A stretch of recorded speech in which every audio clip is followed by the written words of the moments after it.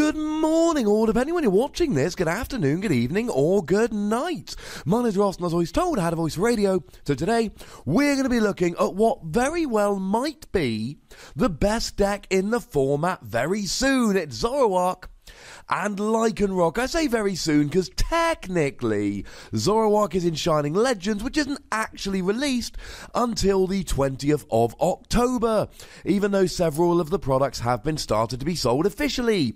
Just ignore it, ladies and gentlemen, it's all good. So the deck revolves around Zoroark GX, a Pokemon I've featured in a bunch of videos lately, and I hate to break it to you, ladies and gentlemen, this is a Pokemon we are going to be talking about for quite some time to come. It's not like I've done a couple videos for the early hype and it's going to disappear and never see play again. This card is going nowhere. The ability is great. Once during your turn, discard a card from your hand, draw 2 cards. But the attack, riotous beating, not righteous beating, although that would sound better, 20 damage for each of your Pokemon in play. You fill your bench, 6 Pokemon in play, 120 damage for a double colourless energy. And there really are not many Pokemon that for a single energy attachment, because double colourless is 1 energy attachment, do 120 damage. That is efficient. Now, this is your main attacker, your main Pokemon, but we've got another key Pokemon in this deck, and that is Lycanroc GX, the Midnight form, because of course we have 2 Lycanroc GX, and here we adore the ability Bloodthirsty Eyes. When you play it from your hand to evolve a Rockruff on the bench, you get a Lysander. You get to drag your opponent's Pokemon, one of them at least, from the bench into the active, and of course the theory is you drag their Pokemon in the active with Lycanroc, knock them out for a single energy with Zoroark. This deck pretty much writes itself, although I must point out that I adore the GX attack on Lycanroc GX. Dangerous Rogue, 50 damage for each of your opponent's bench Pokemon. So if they've got 4 bench Pokemon, you whack a choice band on, you're doing 230. And yeah, Gardevoir might have resistance against Zoroark, but it doesn't have resistance against Lycanroc. It's a once per game attack. But it's a once per game attack that is going to get you a big one-hit KO. And okay, maybe your opponent limits their bench to spite you, but then they're kind of spiting themselves as well. As for Claw Slash, a fighting and a double colourless for 110, it's fine. It's not particularly amazing, it's not particularly bad, it's fine. It's a decent attack. Now, you may notice I haven't mentioned Zoroark's GX attack here, and the honest answer is I'm not loving it. Yes, I know you get to copy one of your opponent's Pokemon's attacks, even their GX attack, and yes, for anyone wondering, you can use this to copy a GX attack, but only once. We would much rather be playing Fighting Energy and Strong Energy for Lycanroc and just double colourless energy for Zoroark. And of course, the Strong Energy on Lycanroc here is amazing because it turns Claw Slash to 110, 130, 150. Oh yes, ladies and gentlemen, it gets good. Not to mention a Dangerous Rogue can also use this, so if you've got, say, 2 Strong Energy, you're actually doing 40 damage plus 50 for each of their bench Pokemon. So let's say you got a Choice Band and 2 Strong Energy, that will KO a Tapu Lele with 2 benched Pokemon. It adds up pretty gosh darn quickly. So we've got the 2 abilities here to set up and drag Pokemon active, Zoroark as the main attacker, and Lycanroc for using the GX attack. Although Lycanroc has really nice typing, it will get a KO on Darkrai, on Drampa that's seeing quite a lot of play, and if you're playing a mirror match, if you're playing against another Zoroark focused deck, which isn't playing Lycanroc, you're basically going to win. Lycanroc crushes the mirror. Now, there are a bunch of other Pokemon you could play in this deck. I'm not a huge fan of many of them, but there are a couple I really like. Firstly, I am a huge fan of Zoroark from Breakthrough. Now, I don't think this is a 3 or 4 of, I think it's a 1 or 2 of, but you've got the stand-in ability that allows you to jump in the active and then retreat with a Float Stone, meaning that you can't get stuck in the active. And Mind Jack, if your opponent does fill their bench up, you can crush them with Mind Jack. If they've got a full bench, you're doing 160 without a choice band. That's pretty tasty. You could even evolve Zoroark into Zoroark Break, and then for a single Dark Energy, you can copy an attack on the opponent active. Against something like a Tapu Bulu, for instance, this would give you a great matchup. You attach 1 energy to Zoroark Break, 1 hit KO a Bulu, just discarding that 1 energy. I fear space will be an issue, but remember you can play 4 Zoroark and 4 Zoroark GX, although only 4 Zorua.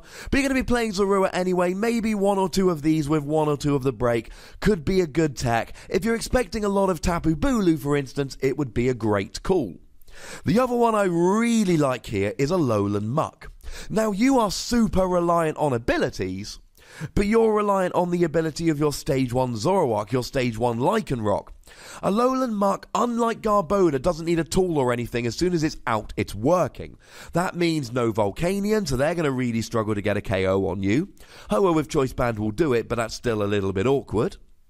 And it means you're shutting down Tapu Lele, Oranguru, etc, etc. Really good tech here would be Alolan Muck. You get your abilities while stopping your opponent. That sounds fun to me. Although speaking of Tapu Lele, yes, you're going to have to play a couple to get set up.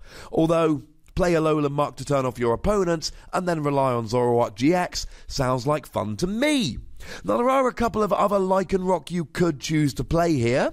The other GX I'm not really a fan of at all. Crunch is quite good for energy denial, 30 damage plus discard a coin. But you know what? It's just a bit underpowered. This is a deck where you're trying to pick off weak Pokemon from the bench with the odd big one-hit KO. Lycanroc, midday form, doesn't really do that. Sorry, I'm a much bigger fan of the Lycanroc from Burning Shadows, the non-GX. Single fighting energy, 60 damage, if it's a basic 30 more.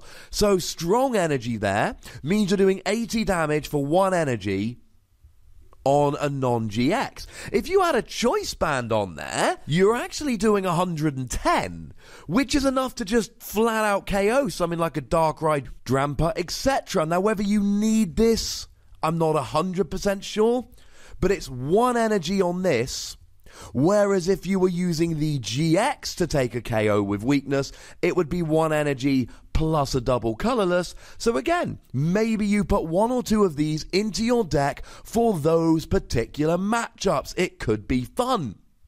If you're playing double colorless energy, you always want to be considering Tapu Koko. Flying Flip does 20 to each of your opponent's Pokemon. It's fun, and it's a high HP Pokemon with free retreat.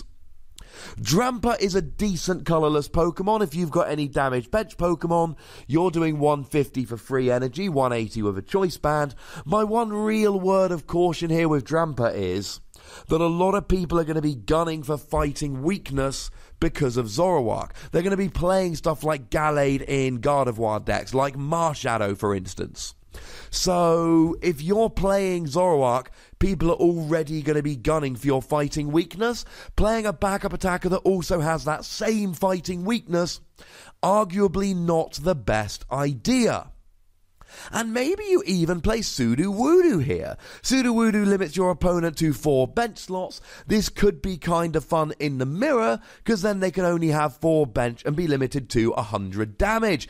Key point about 100 damage, without a choice band, 100 damage does not 2-hit KO Zoroark, whereas 120 with a full bench of 5 would 2-hit KO a Zoroark. Although, to be fair, that is more relevant in Expanded with Skyfield. Speaking of Expanded and Skyfield, this deck is wrecking in Japan at the moment. And a lot of people are saying, well, Ross, you see, in Japan they're playing X and Y onward and Skyfield is still legal. That's true, but that doesn't mean this is a bad deck. Lycanroc's ability is ace. Zoroark's ability is ace. Zoroark does decent damage for a double colorless energy, and you can be playing stuff like the Burning Shadows Lycanroc, the Breakthrough Zoroark, Zoroark Break, etc. to be covering other matchups. You could tailor this to the meta so that you don't need giant one-hit KOs because you're already taking down stuff in the meta anyway. I think it's going to be a good deck in Standard. I really do believe this could be one of the best decks in the Standard format. This is not some kind of clickbait. Now, in terms of other cards to look out for, you need Choice Band. You do 30 more to EXs and GXs. You hit the numbers, it's crucial. Floatstone is really crucial so that Pokemon like Lycanroc don't get stuck in the active if you're not attacking. This is especially good if you're playing the Zoroark from Breakthrough. Field Blower is going to be crucial here to turn off Garbodor. Both your main Pokemon are stage 1s that rely on abilities. The only way to get rid of those abilities is Garbodor with a tool attached. Use a Floatstone to get rid of the tool and you're golden. Strong Energy we've mentioned. It allows Lycanroc to do more damage. You've got to go for it. And maybe even a Guzma. Now, I know Lycanroc's ability is essentially a Guzma without the switch. But you're not always going to have ability. Sometimes you're going to be ability locked. You're not always going to have the Field Blower. Sometimes you're not going to have abilities. That, ladies and gentlemen, is where Guzma comes in to fill the void. Your deck is built around dragging Pokemon off the bench, wrecking setups before they get going. You want to keep that going even if you're ability locked. And finally, Devolution Spray. Because every time you evolve a Lycanroc, you get a Rockruff. And then either you can evolve a different Rockruff that turn, or the same Rockruff the following turn. Ladies and gentlemen, this is pretty tasty. And I like it a lot. And actually, if you go first here, there is a lot of potential with the Burning Shadows Lycanroc. Sorry, I know we're winding up the video, but I want to stick this in right at the end of the video here. Because stuff like Alolan Vulpix, Ralts, etc. have 60 HP, so you can actually be getting a cheeky KO if you go first on turn 2 when your opponent's only had one turn and not been able to evolve. Even something like a Grubbin that has 70 HP. Well, great news, ladies and gentlemen. You're playing Strong Energy, you can get a KO. So actually, the more I think about it, the more I adore the Burning Shadows Lycanroc for early game pressure, especially if you go first. But as always, I want to know what you think about this deck. Let me know in the comment section. Go nuts, be nice.